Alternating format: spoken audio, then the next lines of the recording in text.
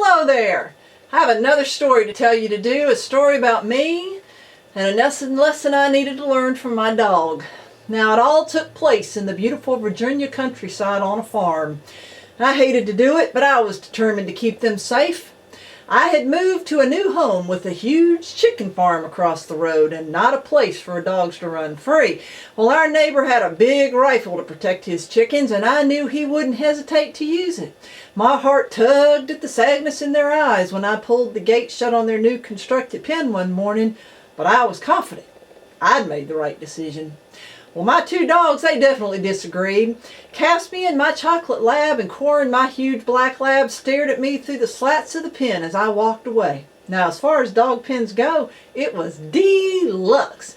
A large 20 by 20 area under the overhang of my barn that had been enclosed with 1 by 10 slats. I had scattered a thick layer of fresh-smelling hay on the dirt floor so they would be comfortable. They were clearly unimpressed. I, however, was confident I was being a good dog mom. Caspian was about to teach me a lesson I've never forgotten. When I drove up to the house that evening after a long day at work, Caspian greeted me at the car, his tail wagging wildly. I stared at him in astonishment. "How did you get out of that pen?" Well, he kept wagging his tail, dancing in joy to be free. "And where is your brother?" Wild barking drew me back to the pen. Corin was exactly where I had left him. I turned back to stare at Caspian again. How had he gotten out? Now, before I go any further into this story, there's something you need to know about my chocolate lab. He only had 3 legs. Losing one to being hit by a car the year before, it didn't slow him down, but there were certainly limitations. I thought. Well, determined to solve the mystery, I put Caspian back in that pen and I hid around the corner of the barn and I peered. He waited only a few minutes before he calmly walked to the side of the pen and climbed. Yes, my 3-legged dog climbed a 6-foot fence. He somehow managed to use his one good front leg to hook the boards, allowing his powerful hind legs to propel him forward. He reached the top, seemed to smile in satisfaction, then launched himself to the ground. Well, he landed with a thud. His one good leg not quite strong enough to catch him. But he jumped up, he shook himself, and he bounded around the corner to find me. Well, Corin was barking wildly, infuriated to be left behind once again. He wanted out, but not badly enough to climb a 6-foot fence. Well, I stared at Caspian's look of smug satisfaction. I was impressed with what he'd done, but I still had that chicken farmer with the rifle just across the road, and my dog would have to stay in his pen. With that decision, the battle was on. Now, to stop him from climbing out, I took 1 by 12 boards and nailed them around the top of the pen. Caspian stood on his hind legs, ate the board, then climbed out. So I changed my tactics. I replaced the 1 by 12, then I dug a trench around the inside perimeter of the fence so he couldn't reach the board to chew it. Well, Caspian changed his tactics.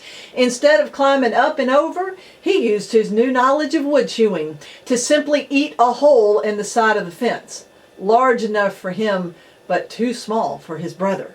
And then he climbed out. I gritted my teeth and I fought on. Next, I replaced the chewed board and lined the entire pen with heavy gauge chain link fence. Caspian ripped the fence away, wiggled underneath, ate the fence, and climbed out. Every time he would meet me at my car door, wiggling with delight that I was home and he was free. But that chicken farmer with the rifle.